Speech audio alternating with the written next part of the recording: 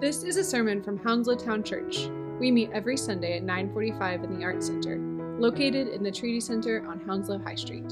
For more information and resources, please visit hounslowtownchurch.org. So today we dive into a powerful lesson from the life of Daniel, one that equips us to live faithfully under pressure.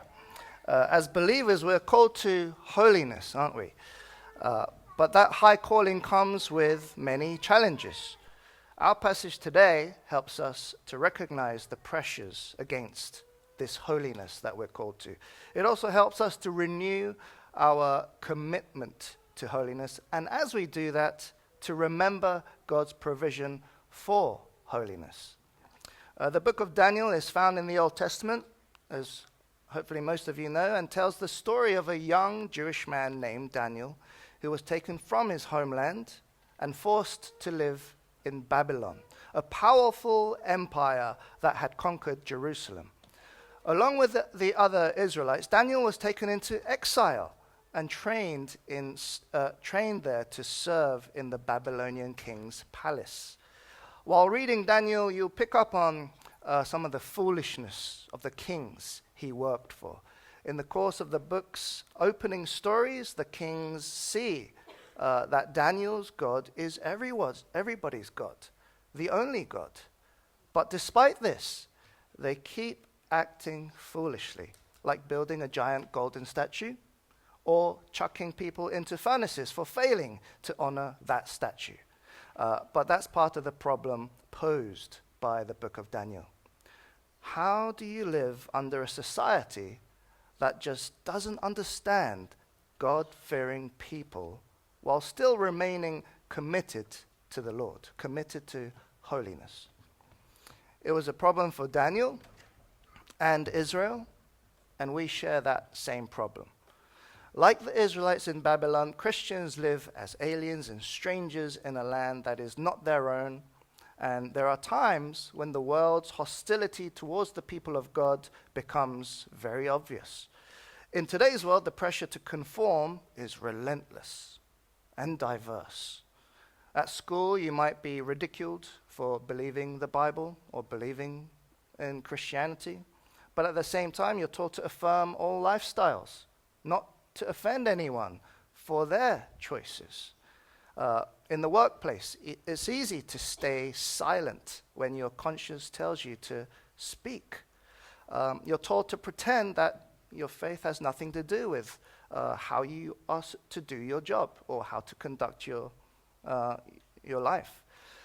Even in friendships and family, you're reminded that you're living in the 21st century. So don't bring up old, irrelevant, archaic, outdated Bible stuff. We're pushed to conform to its values and its standards, the world's values and standards, to be like everyone else. You're expected to celebrate what God calls sin and keep your convictions private, unless, of course, they affirm the culture's views. The world says to us what Babylon said to Daniel. You can keep your faith, just don't let it affect your life. Don't let it cost you anything. Don't make us do something that you don't want us to. So what are we to do? The story of Daniel isn't just a call to be brave. It's a reminder that God is present with his people in exile. He strengthens the weak, emboldens the fearful, and honors those who honor him. God doesn't promise us ease and comfort, but he does promise us himself. The pressures of this world are real, but so is the power and presence of our loving Father in heaven. So we must ask, what truths will we need to anchor ourselves when compromise is easier? What convictions will keep us steadfast when the world unleashes its worst? Where are we to run to when we feel weak and alone? Daniel shows us that holiness in exile isn't an unrealistic aspiration. it's possible because Christ says that he will be with us until the very end of the age. That's all we need, Christ. Now let me quickly set the stage before we begin. After Israel's constant disregard for God, this is after being under the kingship of David, his passing and all that. After Israel constantly disregarded God, God handed them over to the Babylonians, who eventually conquered Jerusalem and yoinked a ton of Israelites into exile. King Nebuchadnezzar took some of the royal and well-educated and very good-looking, I guess, Israelites to Babylon to serve at his palace. Among them were Daniel and his 3 friends, and many other Israelites as well. They were to be taught the culture and the language of the Babylonians, taught to cash in their Hebrew names for slick, new Babylonian ones, and eat of the food and wine from the king's table. So Daniel receives the name Belteshazzar. Hananiah, Mishael, and Azariah become Shadrach, Meshach, and Abednego. For 3 years, they were to be educated and then presented to the king. They're ready to serve you now. New jobs, new names, new education, and new dietary lifestyle. The problem with all these new introductions was that it was part of a bigger project, namely a redefining of Israel exiles. King Nebuchadnezzar wanted to grow his powerful empire, and this is the way that he did it. But behind the scenes, Satan, he was operating in ways that were subtle. Satan had a darker plan. His aim was to erase any memory of Israel and its God from these young men, and to make them believe that all the good things in life came from Babylon, not from the Lord. Satan wanted them to depend completely on the Babylonian king instead of trusting in God. When the palace master dished out new names for these exiles, it wasn't a goodwill gesture like my former head teacher calling me Ian one day, thinking that it would help me to fit in. Can you believe that she did that? Didn't ask me. She just started to call me Ian. This new Babylonian naming wasn't just about making life easier for the exiles. These new names weren't random. They were intentional. Each name was tied to a Babylonian god. It was a subtle but powerful way of reprogramming their hearts and minds, changing not just what they were called, but who they were meant to be loyal to, who they were supposed to be representing. Daniel's name meant, God is my judge. But his new name, Belteshazzar, meant, may Bel protect his life. Bel was one of the gods of Babylon, if you didn't catch that. Hananiah meant, the Lord is gracious. And his new given name, Shadrach, meant, Aku is exalted. Aku, another god. Mishael meant, who is what God is, while his new name, Meshach, meant, who is what Aku is. Azariah meant, the Lord is my helper, and his new name, Abednego, meant, the servant of Nebo, another Babylonian god. It was a blatant attempt from the Babylonians to make these young Israelites forget the character of their true God, and ultimately change their lifestyle and worship. They sought to remove God from these Israelite men. Today, the enemy operates with the same sinister goal. That's why it's so important to recognize the pressures against holiness. Believers are seduced and deceived into forgetting who they worship, led to believe that their blessings come from other places other than God. Truths are suppressed, including who our God is, our ultimate judge, the one who demonstrated his love, mercy, and grace to us, the one who died in our place while we were yet sinners. These things are being erased. We're made to focus on other things. The enemy wants us to forget the uniqueness of our God and the help that only He can provide, telling us to go get help somewhere else. People develop a sense of dependence upon the material comforts that make up their way of life. They grow to love certain pleasures of the world, drawing them away from the Lord. Children grow up immersed in classrooms that spew worldviews and philosophies that do not align with God. For example, we have all experienced the pressures of our society, driven by the LGBT movement, trying to change our thinking about sexuality. Books are now available for all ages that teach children about Rachel, who has 2 daddies, that this is a good and acceptable alternative to the traditional family structure. I was even shocked that I was reading Peppa Pig one day. I was like, wait a minute, there's 2 mummies.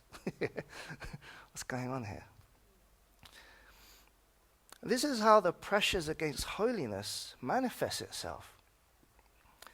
The goal is to obliterate any memory of the Lord, to re-educate our minds to the world's thinking, and to instill in us a sense that all the good things in life come from the world around us and from satisfying the desires of our hearts, our fleshly, sinful, hungry hearts.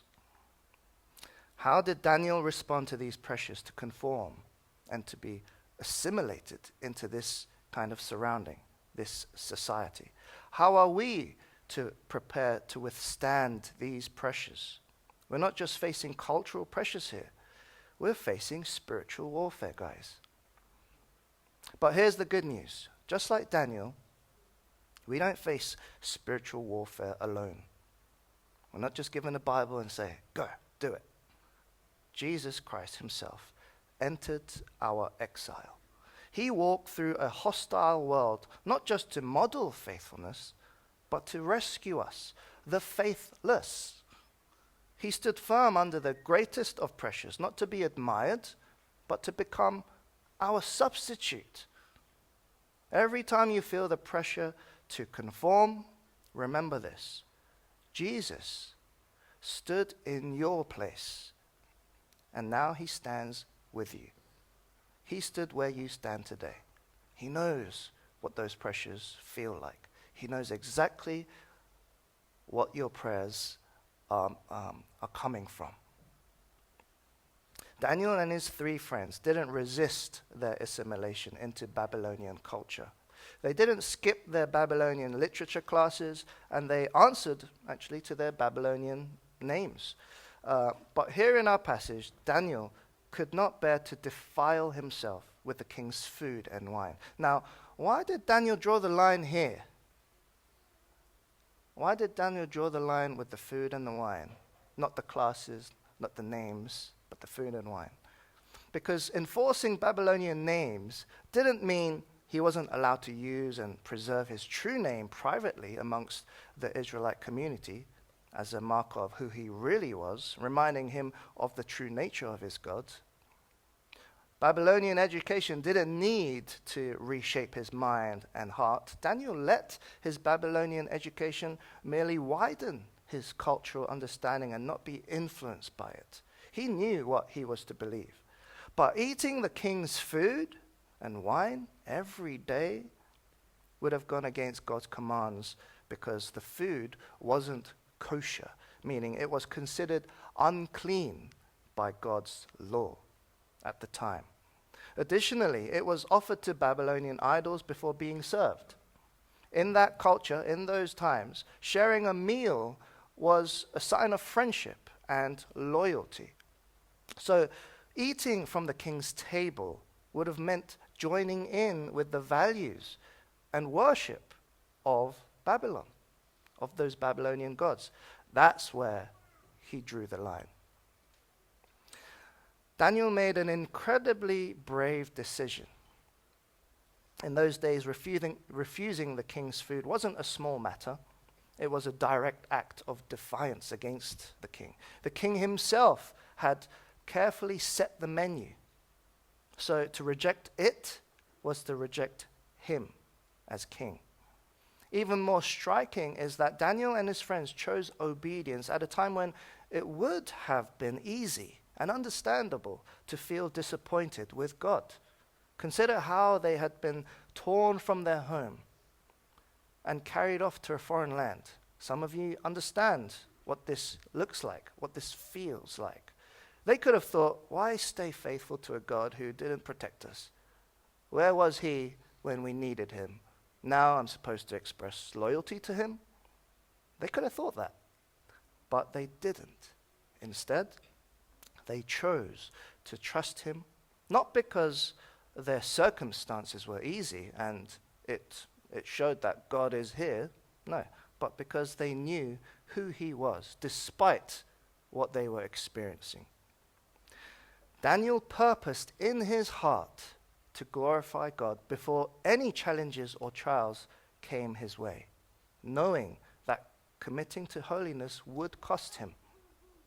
Here's a quote from the late pastor Charles Spurgeon. "Be ready for a bad name. Be willing to be called a bigot.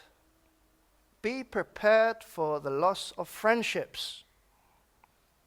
Be prepared for anything as long as you can stand fast by him who bought you with his precious blood." Now that kind of conviction isn't formed in the heat of the moment, at that moment of challenge. It takes shape quietly, long before the pressure comes. Daniel didn't wait until the things got hard to decide, okay, where am I? Am I with God? Am I somewhere else? And that's the challenge. Will you decide today, now, before the testing comes, that you will stand firm in your identity and obedience, loyalty to Christ? Is it today that you are to renew your commitment to holiness? Are we today to commit anew to holiness, to Christ? Holiness doesn't just happen by accident. It begins with a clear, prayerfully dependent on God decision to live for God in all circumstances. Come what may, I'm going to stand with God because he is all that I need. He has done so much more than what I deserve. I'll stand with him, whatever comes. Daniel believed, despite the circumstances he was in, that the God he worshipped was, is, and will always be faithful. He considered all the great things God had done for him, for Israel, and this led him to purpose in his heart to glorify God, committing himself to the high call of holiness. May God lead us to be a family defined by who God is. May we be a family not defined by our impressive stand for truth, but by our shared dependence on Christ. A people who know what it is to fail, but who keep returning to the cross.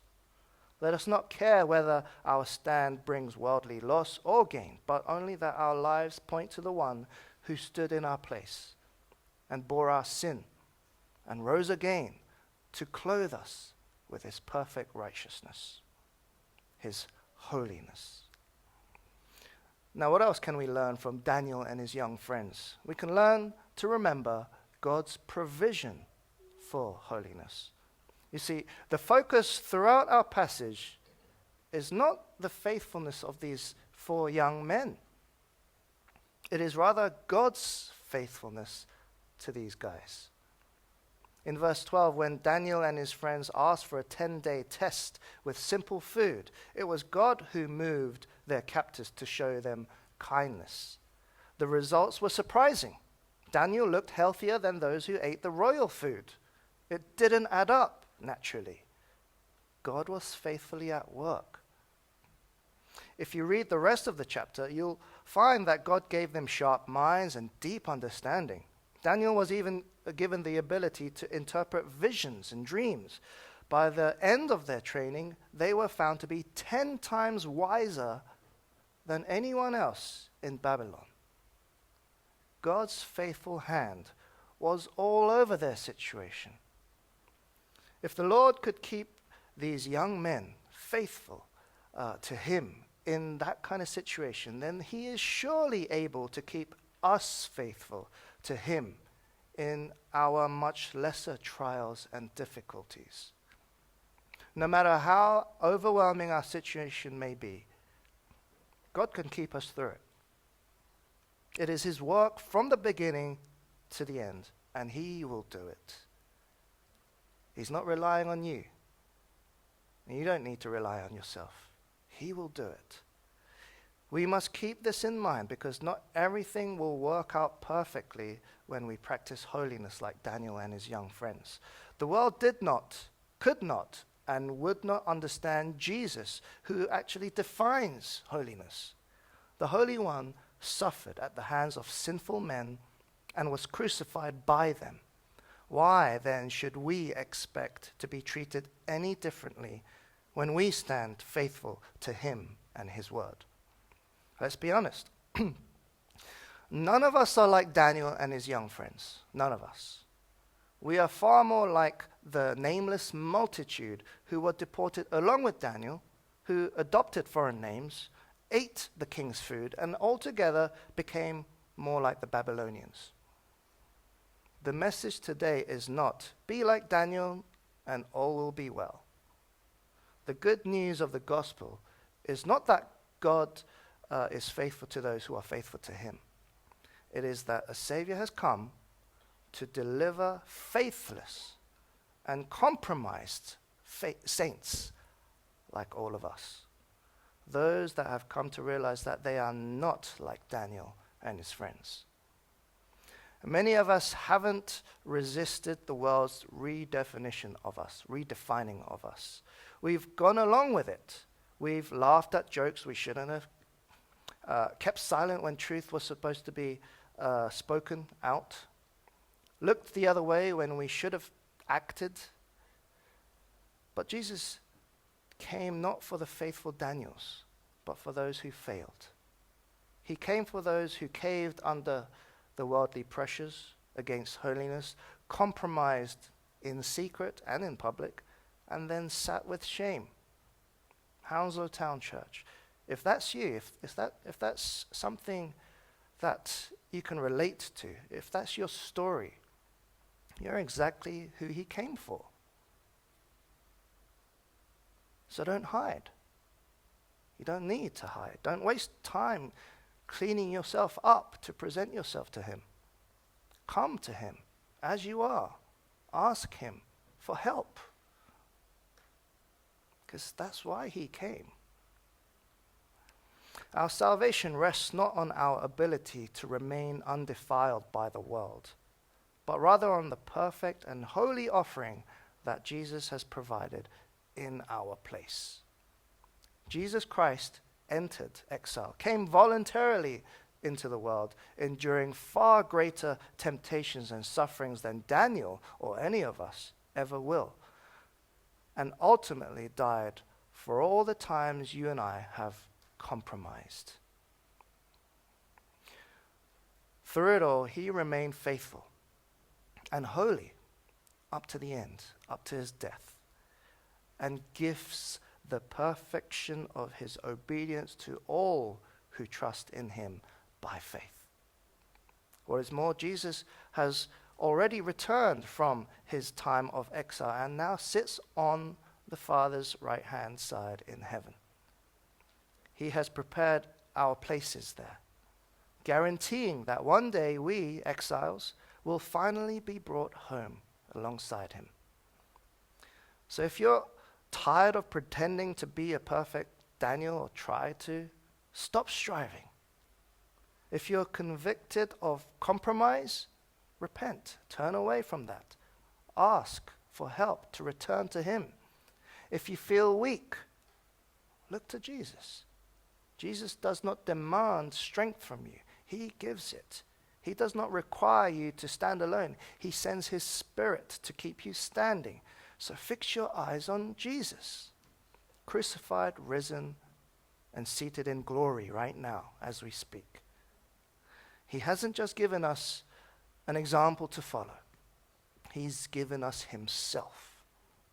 He is not just the way back home. He is the home that we have been longing for. May we be a people who stand firm, not in our strength, but in his mercy. May we be known, not as Daniels, but as disciples deeply aware of our need, joyfully resting in his grace and mercy, confident that he who began a good work in us will carry it into completion. Remember God's ultimate provision for holiness. That is Jesus. Let us pray.